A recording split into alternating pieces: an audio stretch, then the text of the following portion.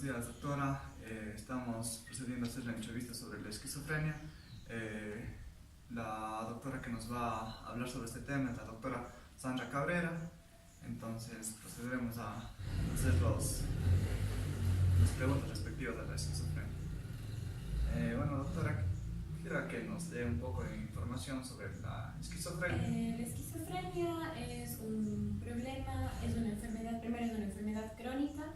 Esta es una enfermedad que no tiene cura, es una enfermedad que enfoca tanto factores genéticos, bueno, es multifactorial, enfoca factores genéticos, psicosociales, y además también constituye un problema de salud social a nivel mundial.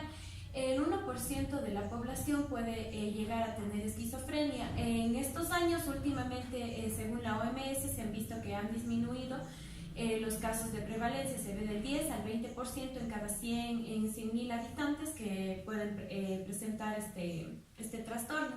Además, se ha visto que en el 40% de hijos de padres esquizofrénicos pueden heredar la esquizofrenia, un 80% en gemelos monocigóticos y más del 90% en personas que no tienen ningún padre ni familiar esquizofrénico. Se da en una parte solamente.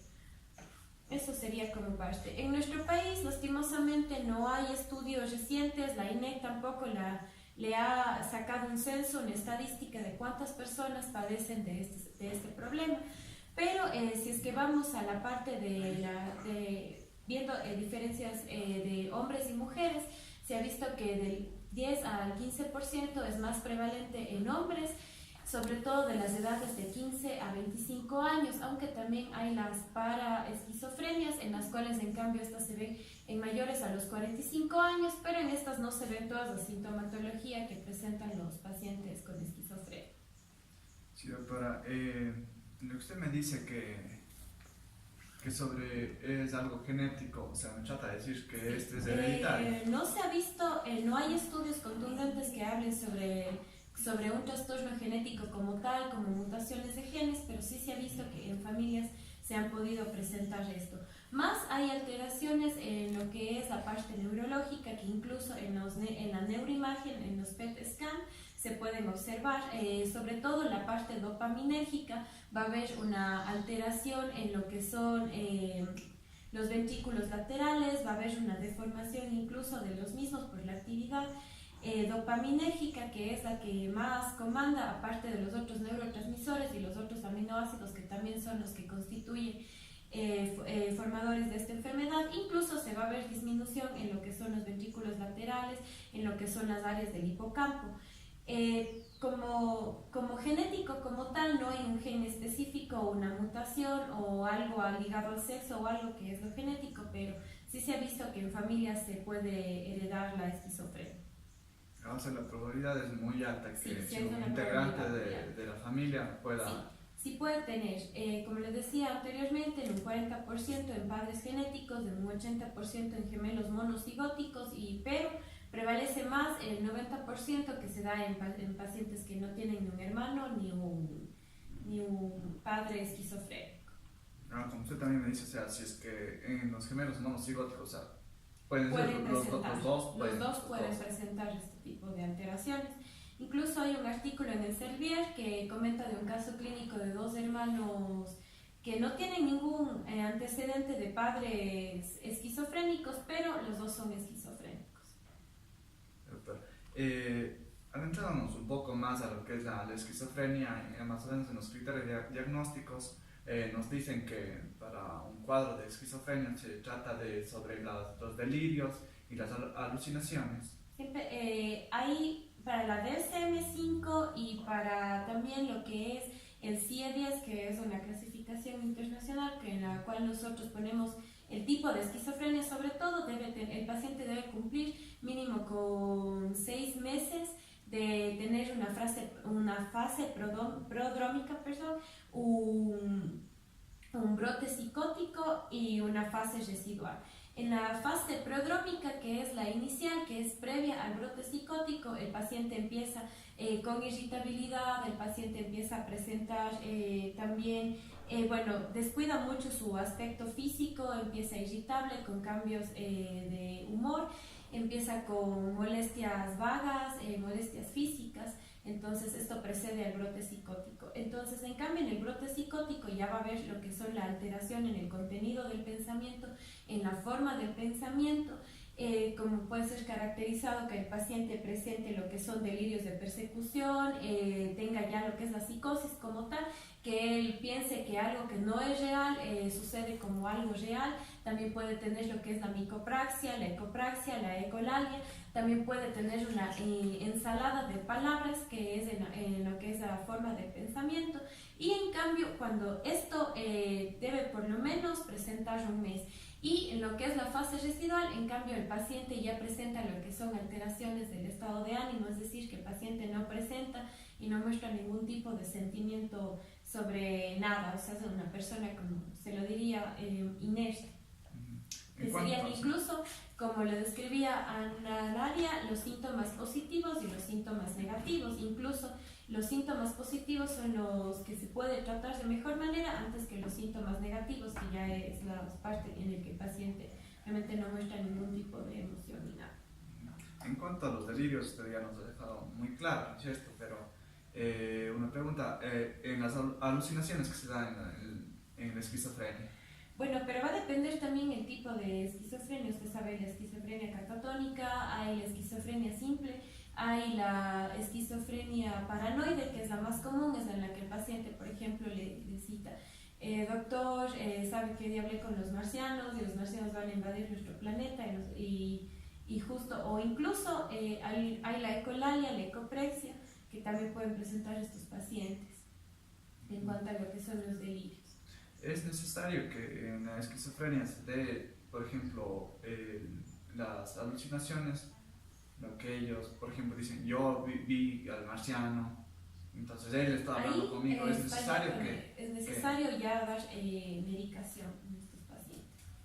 Es necesario ya dar, porque incluso pueden llegar a ser violentos y pueden causar daño no solo a ellos mismos, sino también a su familia. El tratamiento farmacológico, hay ¿cómo sería? Un tiempo para el tratamiento de fármacos. Como todo tratamiento farmacológico va a depender del fármaco que se utilice y va a depender del tiempo de acción y sobre todo cómo se adapta el paciente a ello. Pero hay que recordar igual que en la esquizofrenia es un manejo multidisciplinar, tanto tiene que tener terapia psicoterapia y el tratamiento farmacológico. Ahí debería intervenir el psicólogo y el psiquiatra manejando este tipo de trastorno. Sobre todo caracterizar y ver qué es los síntomas que el paciente tiene. Como ya le dije anteriormente, es más fácil tratar el brote psicótico, los síntomas activos que los síntomas activos antes que los negativos, porque estos son los más difíciles de tratar, incluso con los nuevos antipsicóticos. Con los atípicos, que es la clorpromacina, la risperidona, la quetiapina, la olanzapina, que son los que utilizamos en nuestro medio. Y, doctora, frecuentemente he escuchado de que es el clonazepam y la risperidona, pero ¿estos medicamentos son adictivos? Los medicamentos como tal en la farmacología no nos dice que causan adicción. Lo que sí, estos mejoran los síntomas positivos y negativos y también van a ayudar a evitar lo que son los extrapiramidalismos que pueden ocasionar los fármacos típicos, pero como una adicción como tal, no. Háblenos de esquizofrenia en adultos. ¿Es más complicada tratarla? Todo depende de la adherencia al tratamiento que tenga el paciente. Porque si el paciente no se adhiere al tratamiento va a permanecer en recurrencia de eso.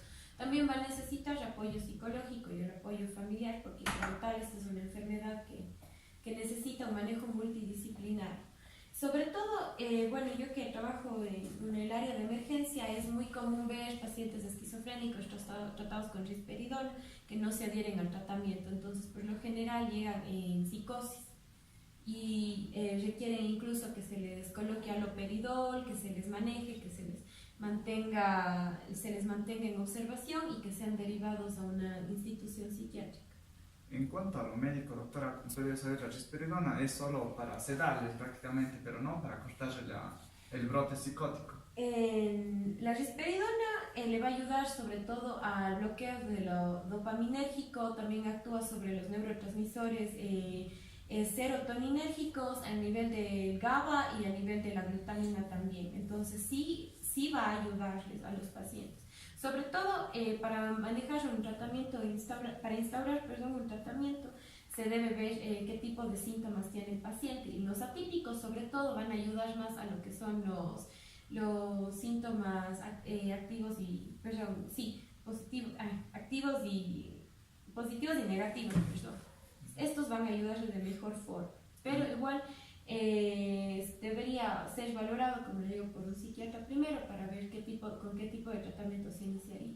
Claro, entonces como usted nos dice, o sea, lo ideal sería trabajar con un equipo multidisciplinario, tanto psicológico, psiquiátrico, médico, se podría decir. Médico, sí, porque igual hay esquizofrenias que se dan debido a un problema neurológico en el cual ha habido por un accidente de tránsito, luego el paciente como una secuela presenta esquizofrenia.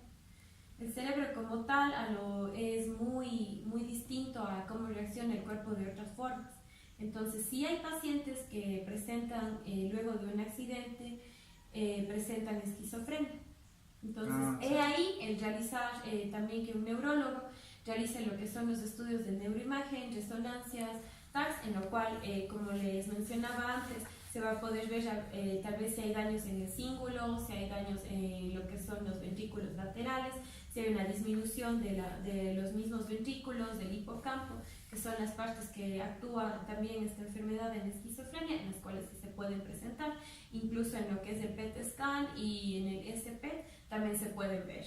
O sea, lo que usted nos dice es que se puede dar un cuadro de esquizofrenia causado por yo tuve dos pacientes que se quedaron con secuelas de esquizofrenia posterior a un accidente de tránsito.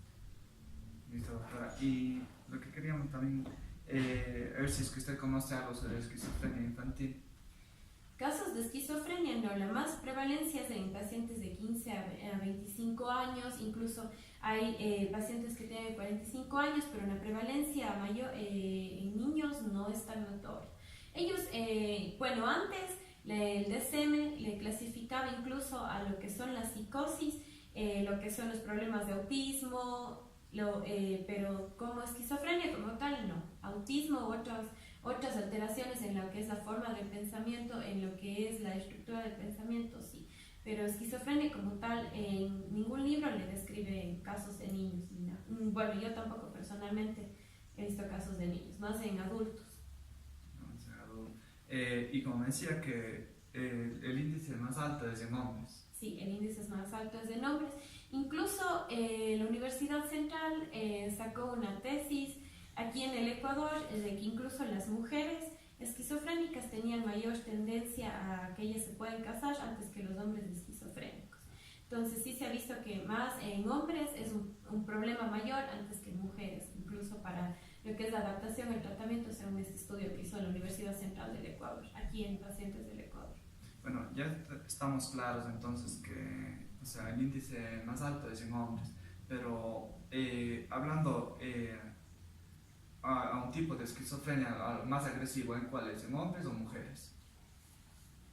Más se ha visto en hombres, pero no se descarta igual lo que son mujeres, porque obviamente van a tener tendencia, pero siempre va a depender de la adherencia al tratamiento que tenga el paciente también. Siempre es eso, porque la mayoría de veces que llegan a una emergencia en un hospital, los pacientes no se adhieren al tratamiento, abandonan el tratamiento, sobre todo por los efectos adversos que puede dar, náuseas, vómitos, dependiendo obviamente qué medicación se les esté administrando.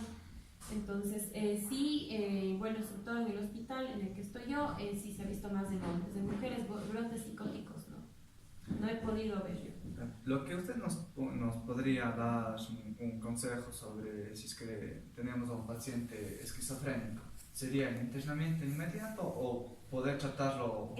Ahora, se está manejando sobre todo que tiene que tener el paciente 4 valoraciones previas por un psicólogo, 4 valoraciones previas con un psiquiatra, discutir el caso entre psicólogo y psiquiatra y ver si es que el paciente Claro, porque en este caso, por ejemplo, te digo, porque yo hice las prácticas en el CRA y entonces los familiares, por ejemplo, le hablo de una escolaridad muy baja, llegaban y les internaban a la primera. Y entonces, adentro en el CRA uno tenía que valorar y dar el diagnóstico. Pero como usted me dice que ahora hay que nosotros Sí, ahora se hacen cuatro. 4 valoraciones, sobre todo en el IES, se hacen 4 valoraciones por psicología, 4 por psiquiatría y según eso se ve si es que el paciente necesita internamiento o no. En el caso, doctora, queremos saber sobre qué es más efectivo, el internamiento o un tratamiento ambulatorio. Eh,